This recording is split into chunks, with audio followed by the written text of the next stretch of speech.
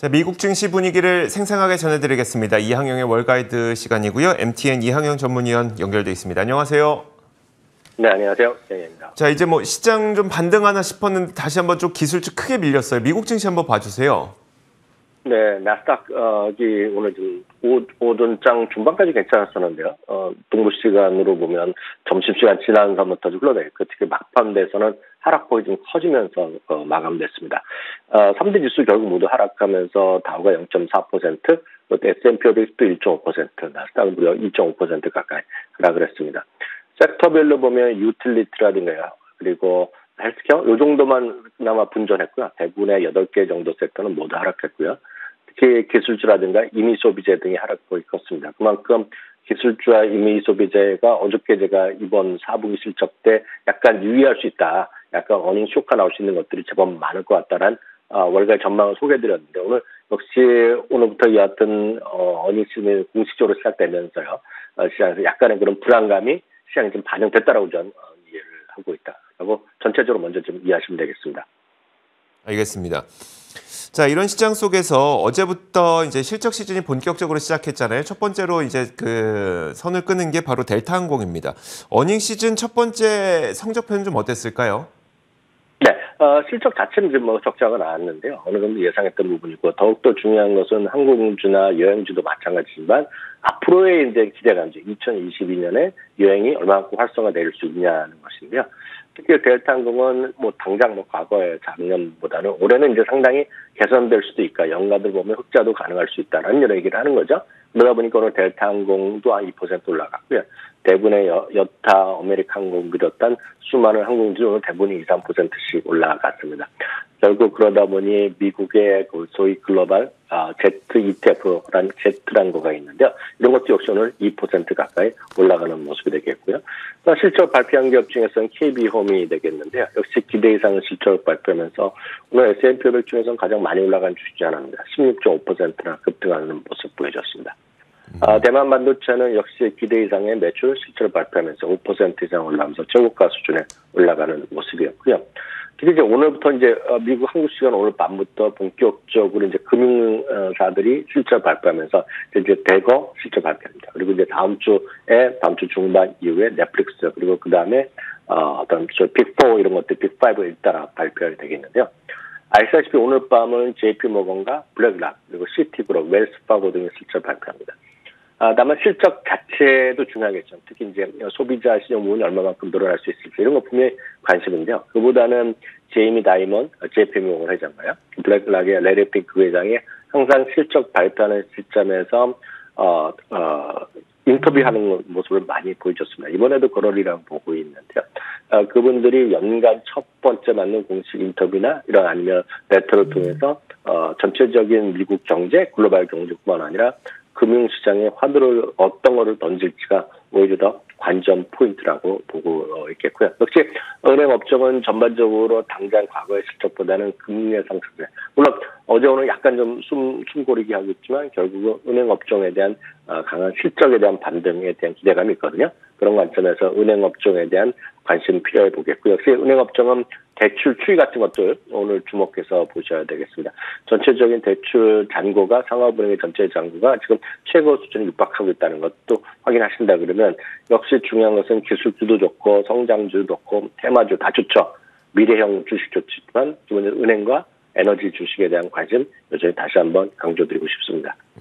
알겠습니다. 사실 우리가 손이 잘 안 가는 부분이긴 한데 안 가는 부분을 또 손을 대보고 공부도 해봐야 그래야 또 투자의 성과도 늘어나니까요. 좋습니다. 금융주도 계속 관심 가져보도록 하겠고요. 자, 그런데 이제 기술주가 동반 하락하다 보니까 빅테크 관련주들까지도 일제히 좀 밀렸더라고요. 빅테크주들은 어땠을까요, 모습이? 네, 맞습니다. 좀 이런 것들은 억울하죠. 성장주나 이런 거 해서 금리가 올라간다고 해서 이런 빅테크들이 안 좋을 리 하나도 없거든요. 그렇지만 분위기상에서 같이 좀 밀려나가거나 올라가는 거죠. 애플 같은 경우 오늘 한 2% 가까이 떨어졌습니다. 그렇지만 JP모건은 이번 4분기 실적도 상당히 좋을 것이다. 물론 구체적인 수치를 업데이트는 안 했지만 자기네가 기존 시각 그리고 월가의 컨센서스를 상당히 비트할 수 있다는 얘기를 하고 있고요. 특히 JP모건이나 골드만삭스도 마찬가지가 되겠는데요. 올해 소위 AR, VR 기기 그리고 이런 걸 통해서 메타버스 이런 거에 대한 애플에 대한 기대는 상당히 고조되어 있기 때문에 3조 달러에 대한 것들이 결국 작년에 돌파하면서 마감되지 못했지만 머지않아 3조 달러를 딛고 일어설 가능성이 커져 있다고 보고요. 마이크로소프트도 마찬가지입니다. 마이크로소프트도 결국은 오늘 4% 떨어졌지만 결국 마이크로소프트에 대한 이익가치 그리고 성장에 대한 스토리가 바뀔 이유는 하나도 없다고 보셔야 되겠습니다.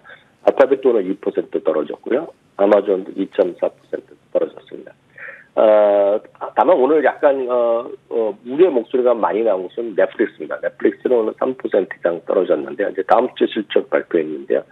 크레딧 스위스라든가 모펜 나한스라는 곳에서 경쟁이 조금 더 심화될 수 있다라는 것들 이런 것에 대한 우려감이 있는 거죠.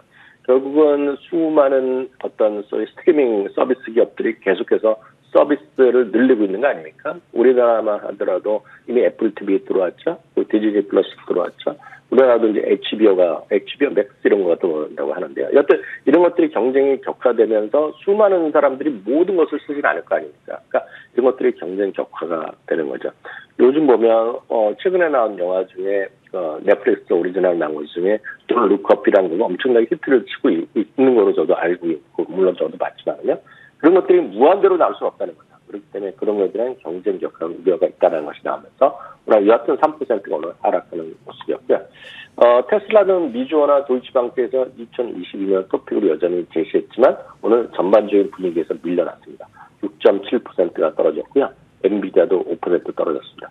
다시 한번 강조드리면 이런 것들이 갑자기 하루 이틀 갑자기 이만큼의 오늘 회사의 가치가 떨어질 이유가 뭐가 있겠보다는 말씀드렸다시피 상당히 지금 어느 정도는 섹터 로테이션, 흔히 얘기해서 섹터 로테이션 아니면 더 얘기하는 사람들 그레이트 로테이션이 지금 연초에 좀 일어나고 있다라는 정도로 좀 편하게 이해하시면 되겠습니다. 네, 알겠습니다.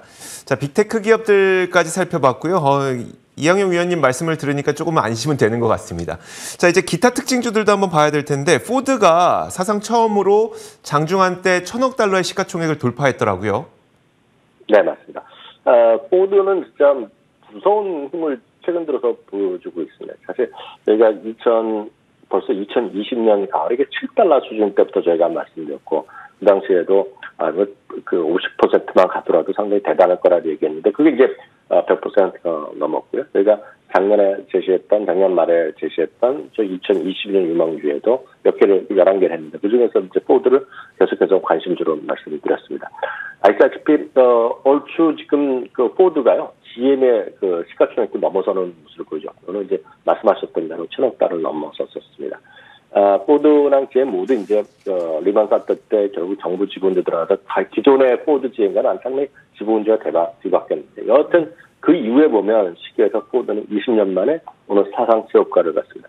다만 이제 저희가 원리가 어디나 이 방송을 통해서 여러 번 말씀드렸지만 많이 올랐죠. 많이 오른 건 사실 지금 바닥에서 보면 많이 올랐습니다. 이게 7달러부터 저희가 언급을 드렸기 때문에 7달러에서 25달러면 이거 3배가 났거든요. 많이 올랐지만 냉정히 보면 절대 가격으로 생각해 보시면 포드의 25달러 그리고 GM의 60달러는 한마디로 여전히 싼 가격이면은 틀림이 없죠. 논리적으로 설명이 쉽지는 않지만 주식이란 건 논리적 설득보다는 어떤 가격 자체의 매력이 있을 때 있거든요. 여전히 포드 이런 건 좀 GM 전 개인적으로 싸다고 보고 있고요. 한마디로 포드나 GM의 단기적인 시각보다는 어제도 그 꾸준히 말씀드렸다시피 미국의 자동차 수요가 엄청나지만 공급이 못 따라가서 아직도 자동차 시장이 정상화되지 않고 있다. 이게 좀 모든 것의 기본이라고 보고 있습니다. 다음은 버진 갤럭시입니다. 좀 아쉬움이 많이 남죠. 작년에 여름 한때 상당히 여러 가지 이슈가 있었고 해외 우주로 이제 우주항공을 보이려는 것도 중에 직접 그 CEO도 다 타고 다니고 보여줬지만 결국은 그 다음에 계속 지연되고 있습니다. 드디어 5억 달러 정도 이제 새로운 노트 발행하는 것까지 나오면서 오늘 19%가 급락했고요. 스냅도 오늘 10% 가까이 빠졌습니다. 코엔에서 매수해서 중립으로 투자 의견을 내렸습니다.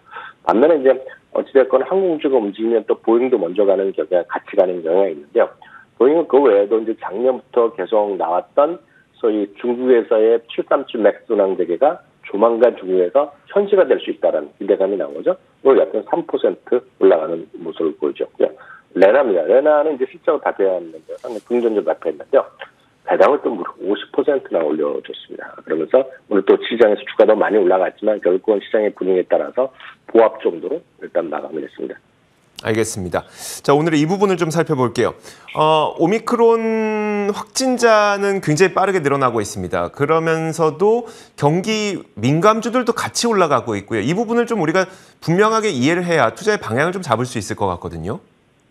네, 상당히 이거는 말씀드렸던 논리적으로 그렇게 얘기가 좀 쉽지 않습니다만 상당히 꿈도 꿔야 되고요. 좀 분위기를 이해하시면 좋겠는데요. 미국의 코로나19 확진자 수는 한때 이제 150만 명을 넘어갔지만 잠깐 줄어들었지만 지금 여하튼 평균으로 보면 78만 명 정도가 나오면서 2주 전 대비 160%까지 늘어나는 건 분명히 팩트가 되겠습니다. 그러다 보니 이제 재택근무는 연장하는 분위기죠. 그리고 회사에서 낭리 근무를 하더라도 결근하는 사람이 많이 있죠. 그 외식도 줄어들 수밖에 없죠. 쇼핑 활동도 위축될 수밖에 없죠. 그러다 보니 뉴스 보신 분이 계시겠지만은요. 미국의 일부라고 얘기하고 있지만 실제로 그 동네 마트나 슈퍼마켓이죠. 그런데 보면 이제 물건도 좀 딸리는 곳들이 분명히 있는 겁니다. 현실이 되고 있겠고요. 그러다 보니 일하는 사람도 없으니까 워킹아워죠. 그러니까 문 여는 시간을 좀 줄이는 그런 것들이 오늘 뉴스가 많이 내고 있습니다. CNN 백투노멀 인덱스도 한때 95포인트까지 갔다가요. 지난주까지 하면 85로 다시 내려오고 있습니다. 이게 다 안 좋은 얘기임에도 불구하고요. 냉정히 보면 영국 같은 데 수치를 보면은요. 영국의 오미크론이 결국은 우세종인데요. 코로나19의 확진자 수가 피크를 쳤다는 시각이 월스트리트저널도 나오고 있습니다. 미국은요. 6주에서 8주 후에 피크를 칠 거라는 견해가 분명히 다수이기는 하지만요. 미국도 그 시기가 점차 빨라질 수 있다는 분명히 시각도 있습니다. 참고적으로 보면 미국과 영국, 남아프리카의 남아프리카 공화국의 확진자 수를 보여주겠는데요. 남아프리카는 뭐 벌써 예전 대비 3분의 1 수준으로 줄어들었고요. 영국 위에 빨간색인데요. 많이 피크를 치고 내려오고 있고요. 미국은 아직 올라가고 있지만 그에 따른 여러 가지 얘기가 있다는 겁니다. 뉴욕주를 말씀드리면 코로나19 확진자 수가 피크를 이미 치고 있다는 얘기를 하고 있고요. 지난 일요일자 기준을 보면 뉴욕주만 보면 전주 대비 감소세를 보였다는 겁니다. 그만큼 빨리 번지고 빨리 좀 수그러들 수 있다는 얘기를 하고 있습니다. 이런 관점에서 과거의 시각이 아니라 이제 멀지 않아서 이게 코로나19에서 끝날 수 있다. 그러다 보니 흔히 해서 리오프닝에 대한 기대감이 있는 거죠. 그러다 보니 실제로 보면 금리가 올라가는 것이 되겠고요. 금리가 올라가는 것은 경기 회복에 대한 기대감이죠. 돈의 수요가 더 늘어날 수 있다는 거거든요.